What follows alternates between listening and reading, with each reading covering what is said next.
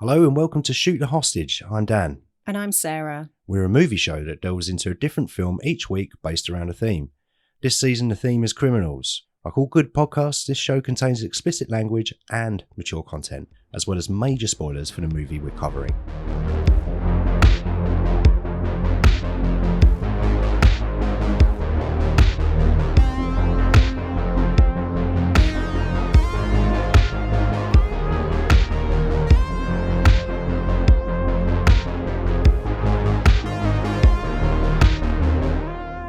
For another episode. We are. Today we're talking about Don't Breath.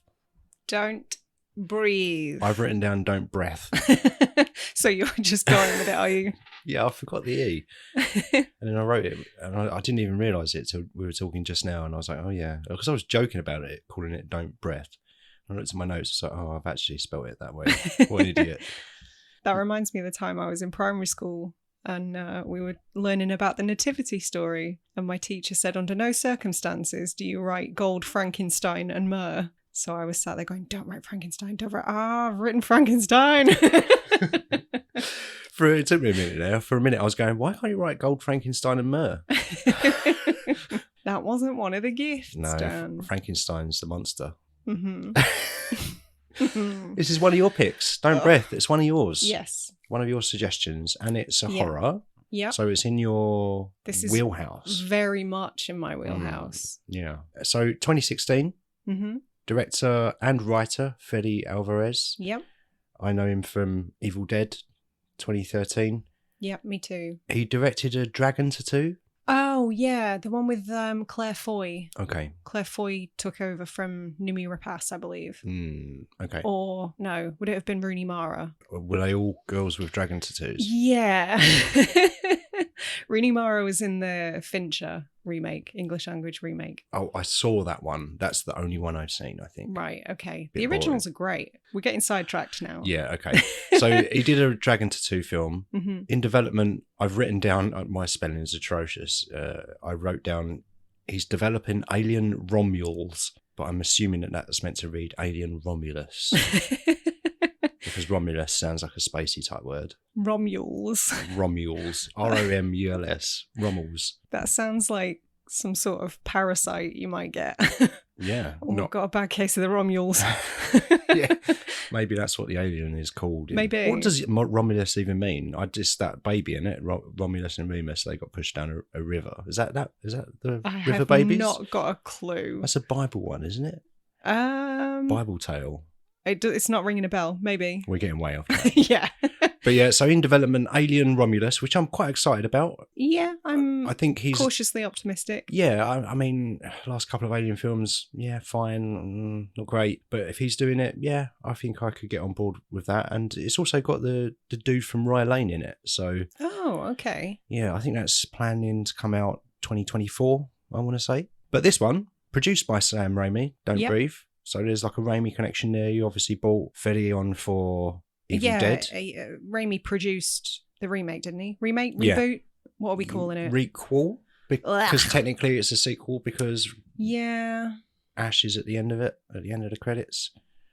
I mean, they've made the same movie 3 times now. Yes, they have. And I'll watch every single one they make, to be honest. Yeah, I was a big fan of the 2013 one. Yeah, and the new one was pretty good as well. The new I enjoyed one was that okay, too. yeah. Nice and short, this one, 89 minutes long. Yeah, breezy. Yeah. Do you want to talk about cast or do you want to do a synopsis first? I can do the synopsis because I'll be over in about 10 seconds flat. It's the shortest synopsis known to man, which I'm fine with. So, back of the DVD says, from the twisted minds behind Evil Dead comes a new terrifying experience. 3 young thieves fight for their lives after breaking into the home of a blind man who has a dark side. I thought you was going to say who has a dog. Because he also has a dog and a dark side.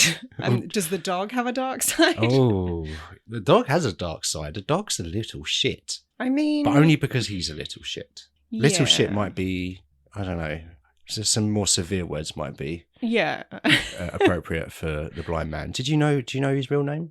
The blind man? Yeah. The character name? Yeah. Oh, no. Yeah. His name's Norman. Norman. Yeah. He doesn't look like a Norman. It doesn't sound that threatening, so I can understand why they just refer to him as the blind man. But from this point on, I'm going to refer to him only as Norman. Okay. I guess I will too, to avoid confusion. So playing Norm. Slang. Slang, yeah. S. Lang, Stephen Lang. I looked on Letterboxd. He's got 112 movies listed on there. I think 80% of them are Avatar movies. Right, yeah. So 80% of the running time, at least. Yeah, so he's done a lot. He's, a busy man. Jane Levy Yep. as Rocky. Mm-hmm. She was in the Evil Dead movie, which we spoke about a bit earlier. Office Uprising. Mm-hmm. I don't feel at home in this world anymore. Oh, yeah. Yeah. I enjoyed that a lot. Dylan Minnette Yes. as Alex. He was apparently in Disaster Artist. We watched that recently, and I don't remember that. I don't remember him in that either. There's a lot of people in that movie, though. Yeah, everybody's in that film. Yeah. And I think he's best known for controversial Netflix show 13 Reasons Why. Is that I don't want to be alive in this world anymore? Yes. Okay. Bad joke. I have to cut that out. Daniel Zavato, Money, he was called. Yeah. He's in It Follows. He is, yeah. Lady Bird.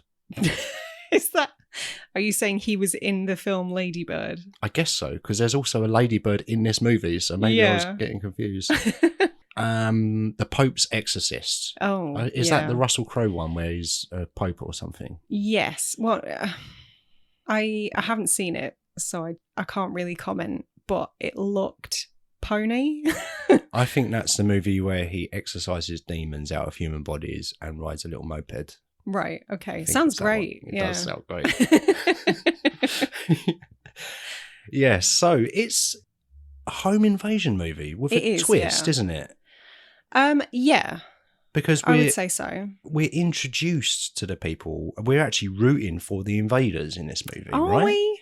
We're supposed to. Maybe we'll talk a little bit about that. I don't think there's anyone worth rooting for in this film. I agree. The main character, Rocky, we know, we learn more about her than anybody else. Yeah, she's got like a shitty home life. She's probably the most sympathetic. Yeah, we have that scene where she saves her little sister, because I guess we're meant to be rooting for her after having seen that scene, because we see her living situation, as you see, and her whole goal is to get her sister out of that situation. So that's the character moment we're meant to go, oh yeah, that's who we're rooting for here. I mean, I'm rooting for the little sister. Yeah, but it's difficult because after that point, she just makes a series of decisions that I'm just like, no, like what are you playing at? What are you doing? I mean, I don't know.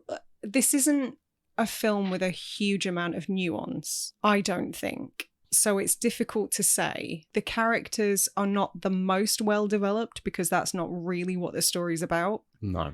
But yeah, I agree. I guess we are supposed to be rooting for Rocky at the very least, at a minimum. So. I think so. And like you say, it's a short 89-minute kind of, it's about the ride, it's about the feel and the mood of it. It's not a character piece, really. No, but you get that small piece from her. So I guess what I'm just saying is that we're meant to be behind her, and they identify this house, don't they? Because is it Alex whose dad works for a security firm, and they that's how they find their marks. They've done their research on this one because there was an article in the paper about the blind man's daughter having been killed in a car wreck. Right.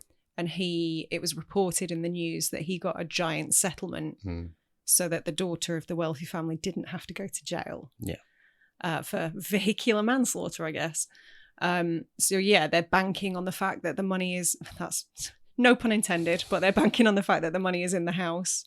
And not in a bank. Yeah, which I would bank on it being in a bank.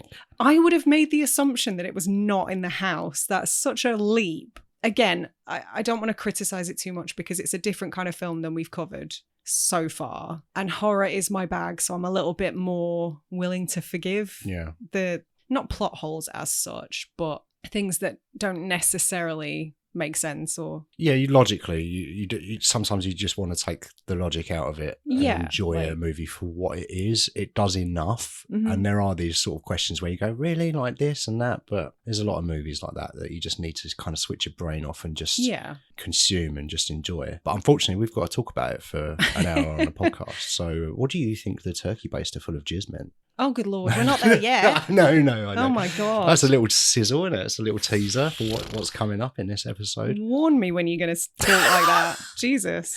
So we get minimal character development up top. Yeah. First 15 minutes, I guess, is introductions, and then it's essentially a single location after that point because it's just... Yeah, I think they kind of purposely paint the blind man as being quite sympathetic because we haven't met him at all at that point. Yeah. Beyond that very opening gambit of him dragging a woman down the street. Yeah. And obviously the entire film is just, how did we get here? Yes.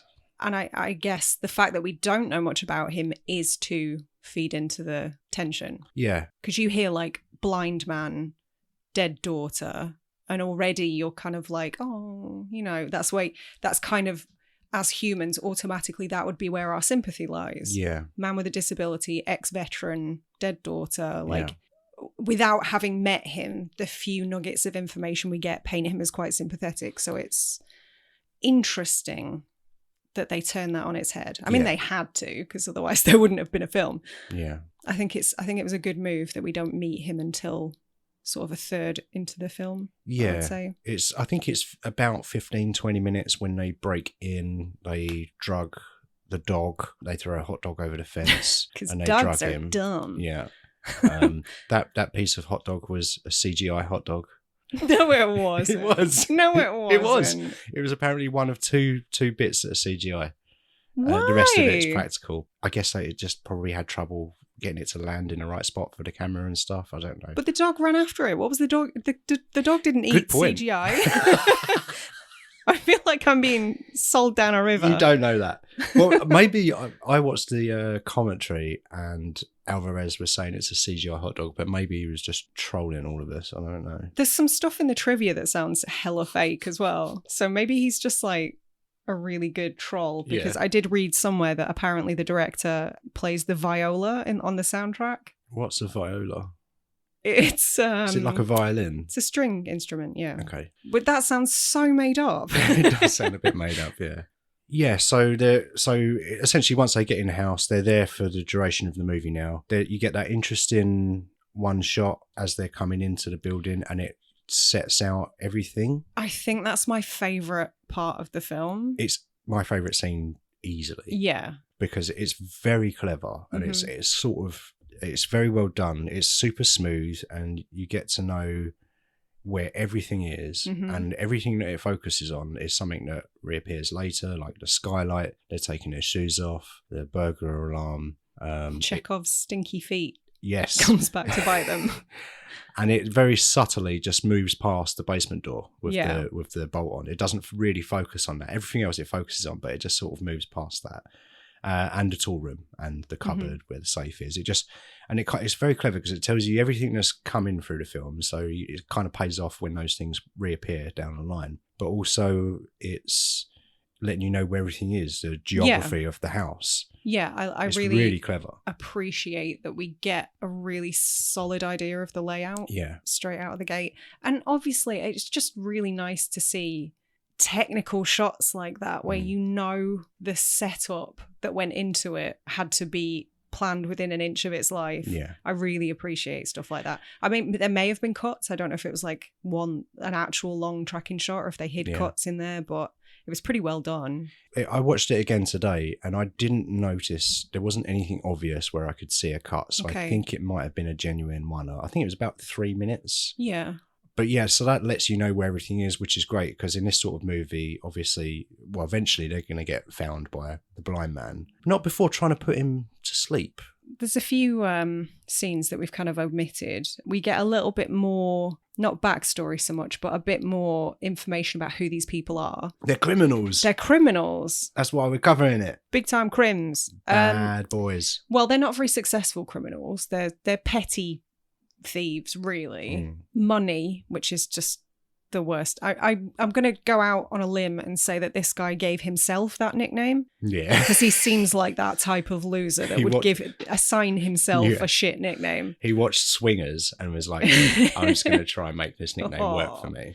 He definitely has a few freestyle raps on SoundCloud. Yeah. But yeah, he just is painted as this turbo arsehole. Yeah. Not only breaking into people's homes, but like pissing on the floor and stuff. Which, you know, DNA? Can you get DNA from piss? Oh, well, that's my question. I assume you can. It seems not the wisest move. Also, just gross, man. Gross. Poor hygiene. You're already there to rob the poor man. and he's blind as well. Like, chances are he's just going to tread in that piss. Oh. I mean, there are worse bodily fluids on display in this film. True. Another teaser there. Yeah. How do you feel about the setting? Because, I mean, there's quite a few horror films now that have been set in Detroit. Although it wasn't filmed in Detroit, was it? Some of it was filmed in, I want to say Budapest. Oh yeah, Eastern Europe somewhere, I believe. I mean, that's a stand-in for a lot of places these days because it's so cheap to film there. I think some of it was filmed in Detroit. Was it? Obviously, some of the overheads, I think. Right. I believe the majority was filmed in Budapest. But yeah, like in the past decade, a couple that spring to mind are obviously It Follows, second time that's been name-checked. Is that in Detroit? That's in Detroit. Oh, okay. Barbarian as well. So like, how do you feel about Detroit as a setting? It obviously is kind of atmospheric enough for people to keep choosing to set horror films there. Yeah. Only Lovers Left Alive comes to mind as well. Okay. That was set in Detroit. I think it's and RoboCop. Let's not forget RoboCop. It's a good way to kind of add some context, I think, to your film, isn't it? It's got a kind of grittiness about it. Yeah, it's got a grittiness. Obviously, there was a lot of business and money flowing through there at one time, and now it's a bit dilapidated and run down. So it gives you like a story. So it's kind of, it doesn't surprise me that a lot of horror films kind of use that as a setting. I like it as a setting. I think it works. Yeah. I think the thing that's quite frightening about it, I think the reason primarily that it works in this genre is whenever it's presented, I've never been to Detroit. I don't actually know if the representations of it in film are 100% accurate. Probably not. No. But I think the thing that scares me the most is whenever you see it on film, it's not just that it's dilapidated and, I mean, probably on the cusp of gentrification any day now, but it's that it seems barren.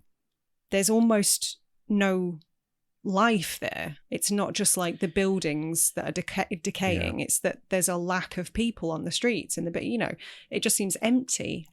That's a good point. Yeah, that's probably another really good reason to set horrors there, because there's all manner of firearms going off in this movie and people falling through skylights and dogs barking and chasing people. If there was any neighbours, they would have heard all of that.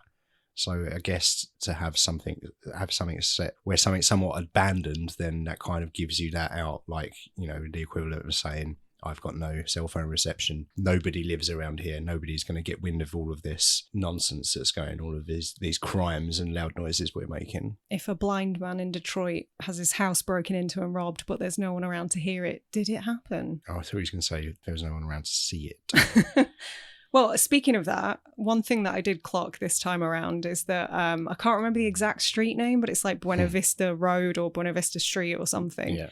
And it suddenly occurred to me that my limited knowledge of Spanish, it means good view, which is the most ironic street for a blind man to live on. Yeah. But it's a nice little detail. It's a nice detail. Some thought went into it. Yep. I respect that. So they've tried to drug him. Which unsuccessfully, which is just complete fabrication. What did they do? What was it? He put some powder into a liquid and then put a pen through the bottle. Yeah, and then like a gas came out. I got the impression that he's maybe done this before, and this is just like part of their plan. They didn't seem to. Once he'd come downstairs again, they were all just like, oh, well, we're just talking now and just making as much noise as we want, because they assumed that the blind man, Norman, was passed out in bed after him having been drugged. Yeah, I don't think this thing works, whatever it was. I think it was just a complete nonsense made up thing. Well, I couldn't figure out if it's just that it wasn't effective or that it wasn't effective on Stephen Lang, because he's like, as we said, ex-military, probably has... Now, I don't know if this is a myth, but I'm going to go with it anyway. Because he's kind of missing his sight, perhaps his hearing is heightened. I think we're definitely meant to think that. Yeah, I know that's the kind of... I'm never sure if that's like an old wives' tale. I don't know either. No. Yeah. But I get the impression, as you say, that's what we're supposed to think here. So I wasn't sure if it was just that he was almost one step ahead. Because he heard something, didn't he? Or he thought he did. Yeah, well, he was sitting up, he was in bed watching his video of a child, which I guess is his kid. It'd be weird if it wasn't. Yeah. Still kind of weird. I get the impression that this smoke bomb thing works in this world, but he just managed to evade it through, as you say, some kind of training, tactical training. Maybe he put a cloth over his face. Yeah. Or he's got a gas mask or something. Or maybe he's just a double-R bastard. Yeah. Because he kind of sits up, doesn't he? And then that's when we're like, oh! Yeah. He knows they're there. Mm-hmm. So they just sort of go on about their business and try to rob him, basically. Yeah. They're on the rob. But he comes down and interferes with their plans. Yeah. And that's when it just sort of goes nuts after that point, doesn't it? Yes. Yes and no. I wouldn't say this film ever goes nuts. Really? Well, there's one scene in particular where it goes very out of left field. Quite literally, it goes nuts. Ugh. Less said about that, the better. We're going to talk about the jizz. We are, yeah, I know. Just want to put it off for as long as I possibly can. Ugh. Yeah. So at this point, money doesn't fare too well. And I can honestly say I've never been so happy to see a fictional character get a bullet in the face since Marcia Gay Harden in The Mist. It was quite a satisfying death because he was awful. Yeah, he was a pain in the ass. He was a piece of shit. He kind of had a bit of redemption when Norman said, "How many of you are there?" And he said it was just him. Like in that moment, I did wonder where they were going to go with this character. So although he was off and I didn't really care for him, he did kind of have a little bit of redemption in the end, which was totally useless. So money has served his purpose. Mm. He tries to redeem himself, as you say. Doesn't really work because Norman, I nearly said the blind guy, but I'm going to roll with it. Norman. Is he credited? Is he in the credits as Norman? Is this Fede Álvarez trolling again? Maybe he's just not got a name. Yeah, he's Norm on IMDb, I believe. Right, okay. So Norman. Yeah, it doesn't take him too long to figure out that there are other people in the house. Mm. And it's, as we said, their stinky feet that give them away. Yeah. Isn't it? Is it? Well, I know you said that and I've just been agreeing, but I don't remember that at all. So, I know that he finds the shoes later. Yeah. He's like, oh, extra shoes. Mm-hmm. Extra shoes means extra people. Yeah. But stinky feet is a factor, you say? Well, I think he could smell them, yeah. Like he was... I can only assume they all have ripe feet. Yeah. But yeah, I don't know. I quite like moments like that, though, because it's stuff that you wouldn't necessarily, as somebody with all your five senses, wouldn't necessarily consider, I guess. Like, until one of your senses is gone and you have to rely on the other four. I don't know. I find that quite interesting. Mm. But then, so let's take a beat to talk about this. I haven't seen much pushback online, but I'd be surprised if there wasn't any. It's always a little bit of a touchy subject when films, particularly horror, feature antagonists that have disabilities, because a lot of people kind of see it as being ableist and a bit reductive and just like, oh, they're bad because they're different kind of thing. It's seen as sort of turning normal people into monsters just because they have a physical difference. And that's generally frowned upon, obviously. Yeah. How do you feel about that representation in this film particularly? Well, I'm not really the person to ask. However, I don't think it matters. You're the only person here, so it's true. I could ask the cats. But... I don't think it matters in Don't Breathe because he's just a horrible person. I think something like maybe Lawnmower Man, maybe it's a bit much. Mm-hmm. I think it's fine here. It's someone that's lost their sight, and it's not really. I think it's not incidental because it's a huge plot point, but it's not his difference that makes him bad. Is that what you're kind of saying? I guess so, yeah. But I don't know. Like he's he's shown as this incredibly capable force of nature, scary figure. Despite, imagine what he was like when he had his sight. Yeah. What do you think? Honestly, I don't really have a definitive opinion on it. It's something that has been kind of percolating for the last few days since we watched the film. Yeah. And again, like most films we consume, we don't do it with a view to dissect them on a podcast. So it's only when we come, like, because I've seen this a few times now, and it's only when we come to watch things and make notes on them and do research that I end up kind of being a little bit more hypercritical. Yeah, of course. So it's not something that had occurred to me even until this rewatch. I don't know, it does sometimes make me feel a little bit uncomfortable, but I think the crux of the film is that they are in an unfamiliar place, and although he has a physical disability, he's still able to best them. Yeah, he's at almost every turn. He's way more skilled than them. Yeah. So yeah, I hadn't thought about it at all, actually. Okay. I know I've never even heard that criticism laid on film, but you're way more internet than I am, so chronically online. You hear these things a lot more than I do. But yeah, and I can't think of any other examples now. For some reason, Lawnmower Man was the one and only one that came to mind. I think about that movie way too often, though. Yeah, he has got a lot of framed photos in his house for a blind dude. I will say that. They're in Braille. Yeah, he's got a collection of photographs. I wonder how long that character is meant to have been blind for. I'm guessing for a while, because he's getting on in years, and I don't know what time people usually leave the army, but it sounds like, because they say at one point, wasn't it like shrapnel? Oh, did they? I missed that. I'm pretty confident they say like grenade shrapnel or something. So maybe like an Iraq thing. Yeah, potentially. Maybe Desert Storm, something. And that was likely why he was discharged. And so that could have been an early discharge, in which case he could have been blind for decades. Okay. You said the word discharge, and it's just making me think of the turkey baster again. Stop it. Okay, I had to get that out. Fine. I had to get it out because my head was just going. Right, well, you clearly want to talk about this scene, so we don't let's have to get just to it do yet. We don't have to get to it yet. We were talking about the blind man. We do have to talk about it, because I think up until this scene, it is still very possible to kind of be rooting for that guy. He's shot a man in the face. I'm not. Yeah, but his home was invaded. That's not unusual. Agreed. But by the time he'd got hold of money was like, he was giving up then. He was like, please don't kill me. Maybe not so many words, but he was done. Like, he could have just thrown him on the floor, get the fuck out of my house. But he's because of what he knows he's got, and he doesn't know what they've seen. Because up to that point, he doesn't know if they've been downstairs, right? When he kills money. Mm-hmm. After he's made his first kill, I'm not rooting for him any longer. Oh, I can't.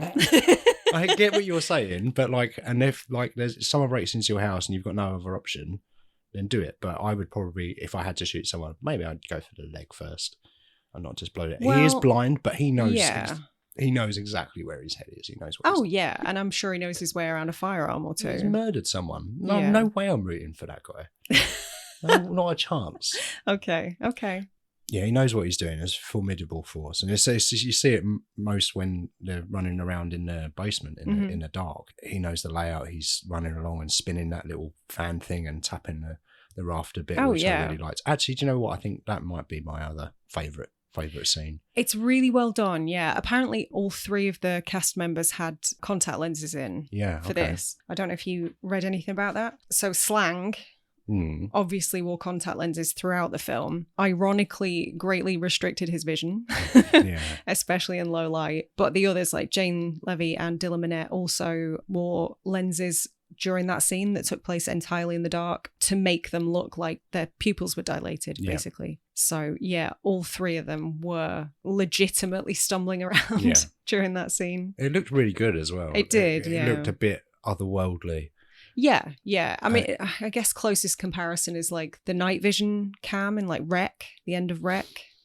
That's what it made me think of. Right. It's often a criticism of horror films that a lot of scenes are too dark to discern what's going on. Yeah. How do you feel about it in this scenario? Because it kind of has to be.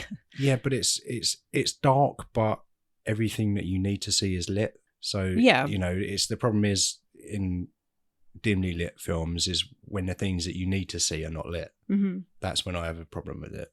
I think it's pretty well done as well, because I think Yeah. they do quite a good job of making it seem genuine, like not artificial, I guess is what I'm trying to say. Yeah. When he cuts the power to sort of put them at a level playing field, you can still see things going on in the house, but that's largely because like the curtains are open and there's moonlight streaming in or street lights, that kind of thing. And it looks real, I guess. It doesn't look like stage lighting or whatever. Yeah, it's made to look like natural kind of lighting. But Yeah. I would argue that when he shuts those lights off, that he's got a huge advantage because they're in his world now, and he knows exactly where everything is. Mm-hmm. They can't see; they're kind of trying to feel their way around, and they manage to escape by throwing a rack of racking. A rack of racking, yeah. A racking, yeah. They push a racking on him, and he gets trapped, and then they run away a bit. But they don't leave. They refuse to leave. Do they try? Isn't that where they discovered like he's basically locked them in? Or does she go back for the money? Because obviously at this point she's taken the money out of the safe. It's in her backpack. And then what happens? They go to the basement, don't they? Mm-hmm. Yeah, Isn't there more that's money the scene in the basement when the lights are out. So have they found old mate chained up? Yeah, they've seen her at that point. Okay. They have the conversation about what to do. Okay. I think my mind is completely muddled up on sequence of scenes. So Okay. I might need some help here. Mm-hmm. So where are we now? We've escaped the darkness. Yeah. And now we're where? Well, they get separated. Yeah. Oh, yes. I remember now because she's crawling through the crawl space. Yeah. Yeah. You could not pay me to get in a crawl space. Although that is probably one of the only laughs during this film. What, when she gets pulled back? When she's in the crawl space and she's like, I can breathe now. I'm fine. He can't follow me. And then she realizes the dogs come in the crawl space behind her. Yeah. But she almost makes it to an opening on the outside, which is like a big drop. Like she would have definitely broken something if she'd gotten out. And well, she does fall though, doesn't she? Because she gets knocked out. I don't remember this movie. But she's still I watched this ages ago. Yeah. Maybe I've forgotten it all now.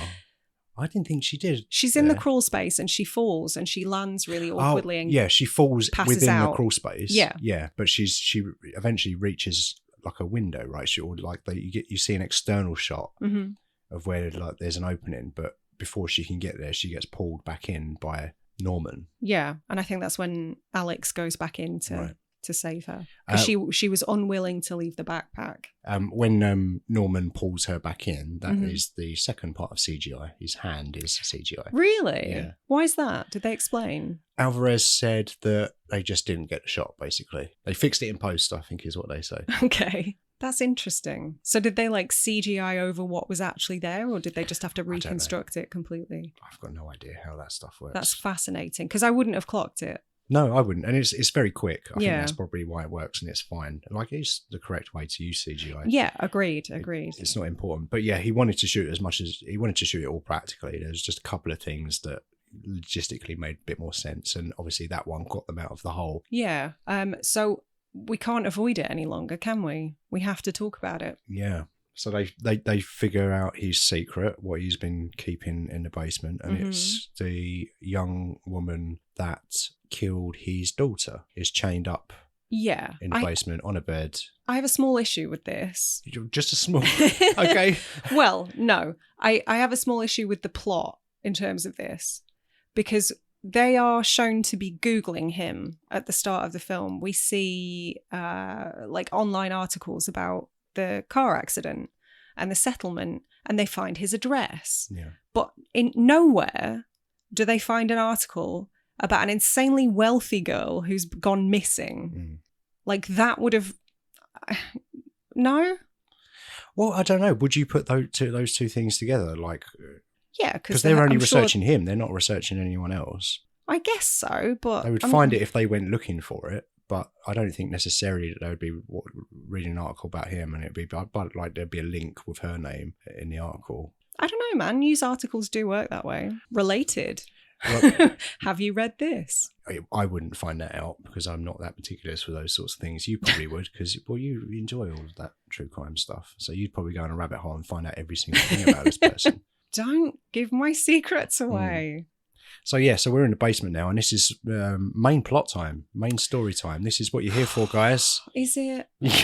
Yeah. So we find out that he's got her chained up, and basically because she killed his daughter, he is demanding a replacement human He wants child. a do-over, which is not really how that works. So he's got her chained up and within some kind of harness system. It's horrifying. It is. It's horrible, yeah. And he's got a load of old semen just chilling in the fridge. A load of old semen. A load of old semen, yeah.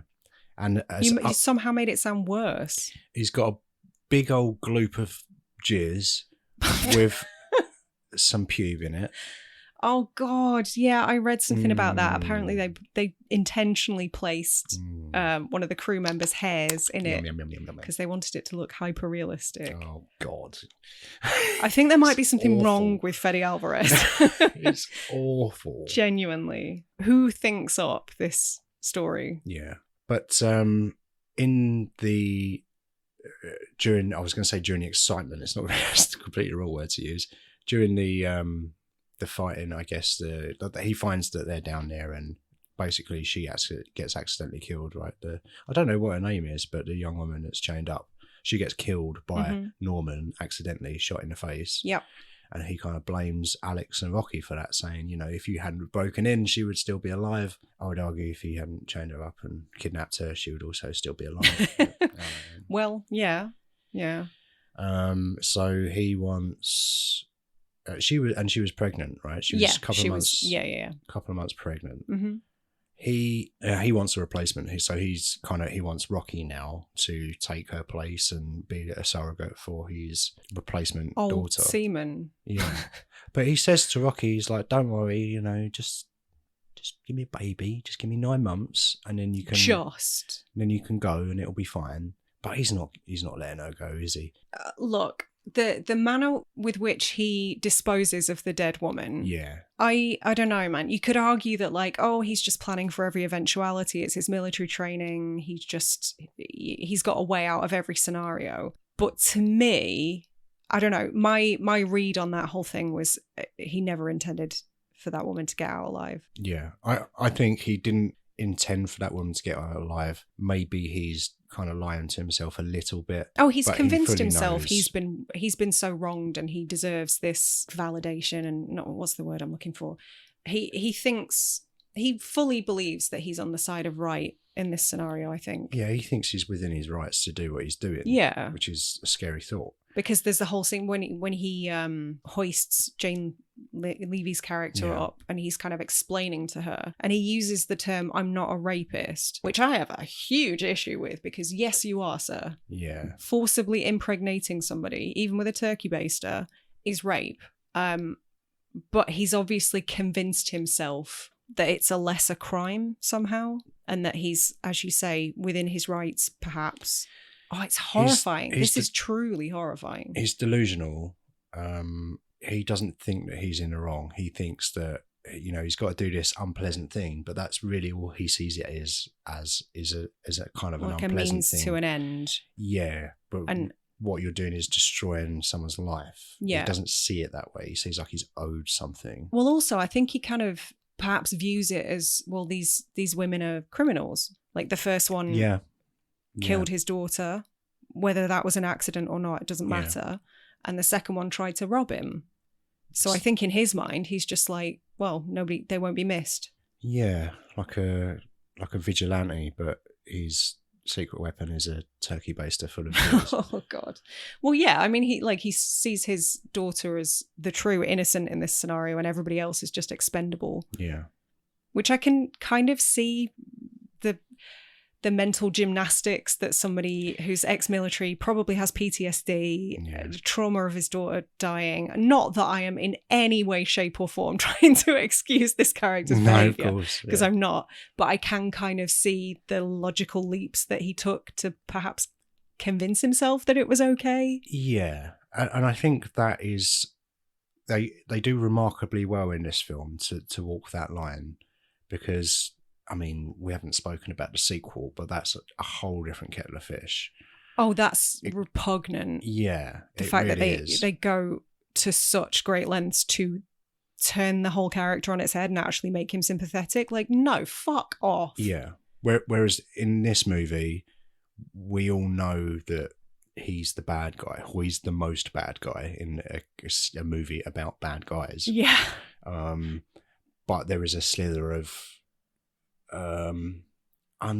understanding on how someone can get to a place, not excusing behaviour you shouldn't do that. Obviously, it's fucking disgusting. Yeah. However, if you can see, like you say, the leaps that people get to where they are, that just kind of makes it a bit more interesting. Yeah, for sure. And obviously, I said earlier on in the show that this isn't a film with a great amount of nuance, but actually, no, in those terms, like it's fairly well written, I think, for what it is. Yeah, I think because it's quite stripped back, and I think there are elements in there, like I think Lang does great. He's brilliant. He's a powerhouse. He's such a presence, and you really buy him as this great kind of gravelly mean, voice. Yeah, kind of unstoppable, super intelligent, crafty guy. And he's built as well. Like he's a hench dude. He really sells it. But I think also, like in the dialogue, he doesn't have that much dialogue in the movie. But what he does have, you can hear. He's got that gravelly voice, as you've mentioned. But he's quite. I don't know. He has a sadness to the way he's talking and stuff, and it just works. I think in this movie, it's a fine line, and the second movie just falls completely off the cliff. Yeah, which is probably quite easy to do, but it's props to this movie for getting it right in a movie that's a bit weird. You're right. It is an absolute tightrope, but they just fall on just the right side. Yeah. But yeah, I consider this to be quite a standard kind of mainstream horror movie in a lot of ways, but it goes to some pretty dark places for this type of film. And it kind of surprises me that it's a 15 certificate in the UK, because this is the sort of thing that would have been banned if it had come out in the 80s, you know? This has the kind of woman in a harness being forcibly impregnated. That's pure video nasty. Yeah. And it's wild to think that actually now that's just something teenagers can see. And you're 15-year-old. Yeah, it's mad. Yeah, it is crazy. I think that is the most visually unpleasant thing in the movie. But aside from that, it wasn't as brutal as I thought that it was. See, I think I disagree with you, because this is like the third or fourth time I've seen it. And every time he takes the scissors to her trousers at her crotch area, it makes me so deeply uncomfortable. And I know what happens. I know how it plays out. I know she isn't harmed in that scenario. But just the vulnerability, being in that position, not knowing exactly what's going to happen. You're in this situation with what appears to be a madman who's tied you up. That is so terrifying to me. Yeah, that was awful. Like that whole scene with the baster, and she was tied up and stuff. That was really difficult to watch. When I say it wasn't as brutal as I remember, what I mean is not as graphic. I thought that there was way more blood in this movie. Yeah. But I think what it was, and it's a testament to the film, is that one kind of scene that we've just been talking about kind of coloured my memory of the movie, thinking that it was all really dark and brutal, but it's actually not. It's tense, and there are some brutal bits in it, but that one scene, I think, is what maybe stood out to me and made me remember it slightly differently. Well, that's the case with a lot of horror movies that are bordering on being bloodless. An example that's often referenced is like the Texas Chainsaw Massacre, for example. There's barely any blood or gore in that, but it's all the power of suggestion, and I think your imagination just fills in the blanks. Yeah. So that's probably what happened here. I think it almost certainly is what happened here as well. And I think it's a smart move, because you don't want it to turn into like a human centipede. No, I think other like is it Hostels? Yeah, torture porn and stuff like that. You don't want it to be violence for violence sake. You want it to be effective when you see it. Absolutely. I think holding back is the right move almost every time. I think from a storytelling perspective, that's what I prefer. But like also from a business perspective, it probably works better, because if they had a lot of blood and guts in this movie, along with the jizz scenes, this would have easily been an 18. And as you say, banned if it had come out in the 80s. And also it makes it more expensive to shoot probably a lengthier shoot because they would have to do cleanup and keep redoing stuff, and it just extends the whole process. So for many reasons, I just think it's the wise choice. Yeah. What you don't see, but what you imagine is always scarier than what you see. Yeah. Always. Yeah, I do remember when this film came out, actually, and there was Dan Harmon tweeted. I did look for it, but I couldn't find it, so I don't know if he's deleted it. I just remember seeing Dan Harmon tweet about this film, and this isn't verbatim, but it was just like, just saw Don't Breathe. Really scary, very tense. More semen than I anticipated. It's like, if that isn't like the most pitch perfect way to sum up this film. Spoiler though. Yeah, but I did read some trivia that it was disturbingly vague, because the trivia just said for the semen, director Fede Álvarez used what the X-rated movie industry uses, and I'm just like, so semen? Like, they didn't elaborate, so I'm just like, what? Is it the crew just standing around like, oh god, I gotta stay late tonight, lads, dealing with the boredom somehow. Oh. But yeah, Stephen Lang is such a sport for like, because the bit where she sort of, I don't know how to phrase this delicately, where she ends up being freed from the harness, and rather than just running away and escaping, she sees an opportunity to kind of get her own back a little bit and shoves the turkey baster in his mouth. I loved that. I thought that was great. Yeah. Yeah, that was a really good visual as well, just to see it. Like, I was like, oh my god, that's it was horrible, disgusting, and disturbing. It's like, yeah, fucking right there, you're going to get your own jizz in your mouth, you dirty old bastard. That was a suggestion on a day, I think. That wasn't scripted, was it? I don't think it was scripted. Okay. I'm pretty sure on a commentary, Alvarez said it was Jane's suggestion. Okay. And Lang was like, yeah, I'm up for it. Oh, he's such a dude. Yeah. So my theory, I think it was always supposed to happen, but they removed it from the script because it would have been too hard to sell. And then on the day they went, what if? Yeah, you're right. They've already paid for 85% of the movie by that point. Oh, we'll just shoot it. We don't have to use it. We'll just shoot it. And then gets the editing room and he's just like, no, we'll just leave it in this first, in the rough cut. That's how I would have played it anyway. Yeah. But yeah, that is truly grim. It's just that whole sequence is probably the least, like, the most uneasy I've felt in a modern horror film for a long time. Probably, like, second time I've referenced this show, but Barbarian kind of came close in terms of how gross it was in places. Because it was a strange movie. It was a very yes. But I think as a horror fan, you get so immune to gore and blood and viscera and nudity. So it takes a lot to shock modern horror audiences, I think. To shock and surprise. Yeah, we've come a long way from people like fainting when they go to see The Exorcist at the cinema. Like, but you know, modern audiences have kind of seen it all. To do something that's truly jaw-dropping is not easy. No, it's not. And to do something different that hasn't been done before as well is equally as difficult. So Alex and Rocky are both alive at this point, because Alex comes back for Rocky, right? And he frees her, like you said, and they tie up Norman, and then they try and escape, right? Yeah. So Alex has had a bit of a tussle with him upstairs, hasn't he? And trapped the dog in the kitchen, and Norman accidentally, he thinks he kills Alex, but in actual fact, he's just stabbed the body of money that was next to him. That's right. Yeah, there's a fake out. So Alex saves the day, comes and rescues her. But while they were trying to escape earlier on in the movie through the basement, where they'd drugged the dog was sitting outside. Apparently you didn't see it, but off screen, the blind man is bringing the dog back into the house. Right, and that's why old boy appears. What was his name? Doggo? The dog? Yeah. Oh, I can't remember. Poocho? Sure. Toby. Yeah, so Toby appears and is chasing. I'm confused here. Can you help me out? The dog is chasing Alex. Alex kind of hides behind the door. The dog shoots Alex. No, the dog is chasing Alex. Oh, right, okay.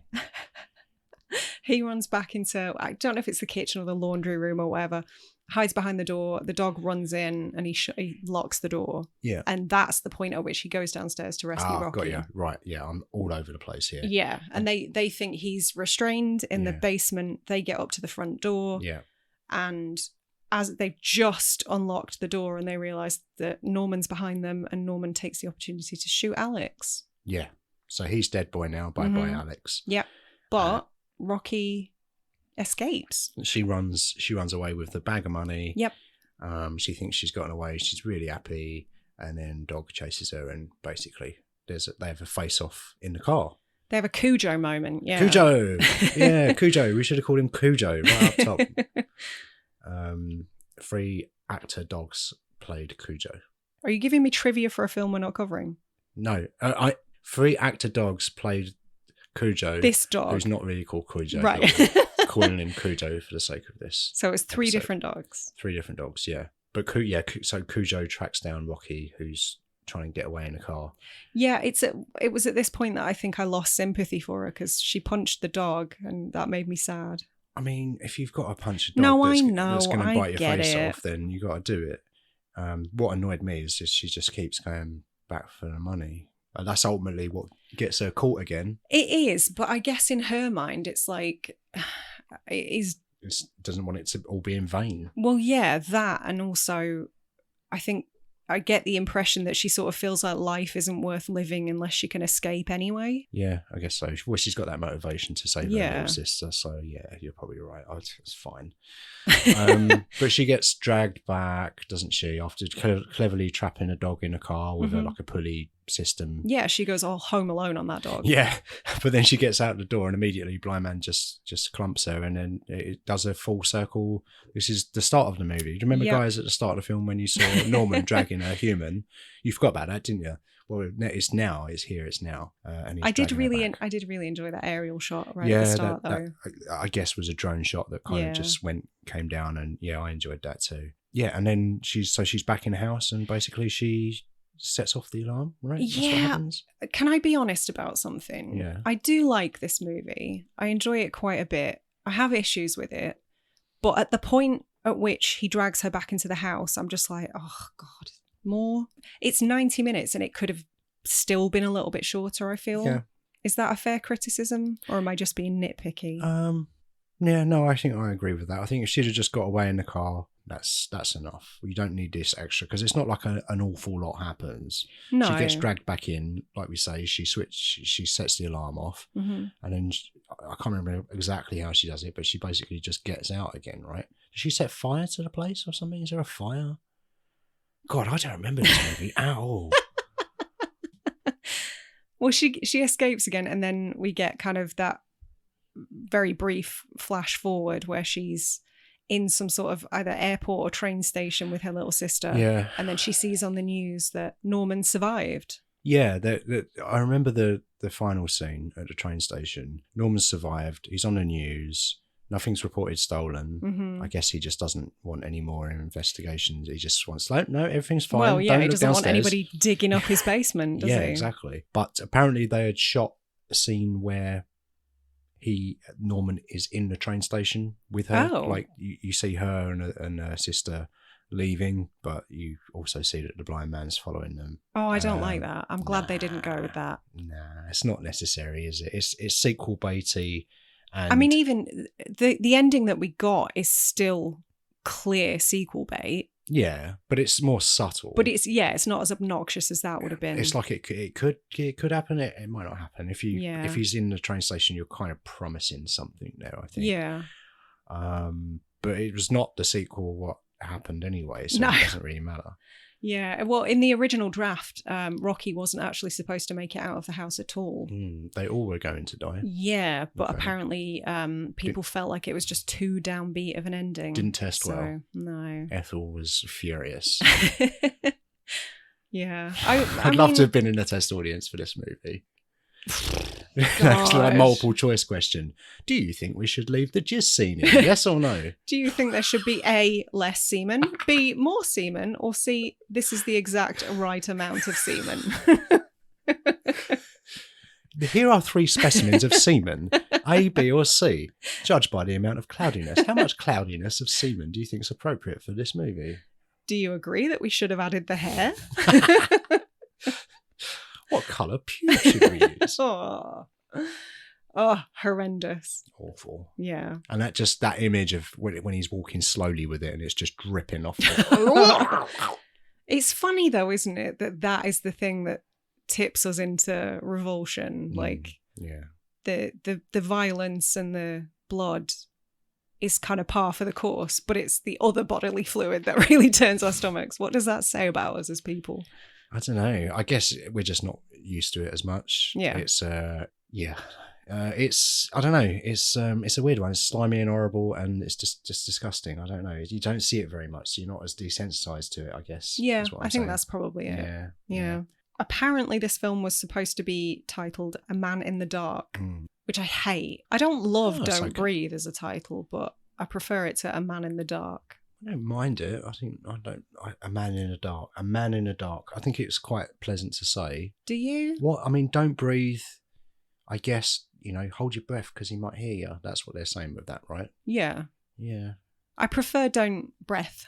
Don't Breath. Yeah. Don't Breath is the better title. And also, A Man in the Dark just sounds a bit more generic because we've already got like Cry in the Dark, A Blade in the Dark. Like there's so many films that follow that pattern already. Yeah. So Don't Breathe is the better title. Yeah, it works.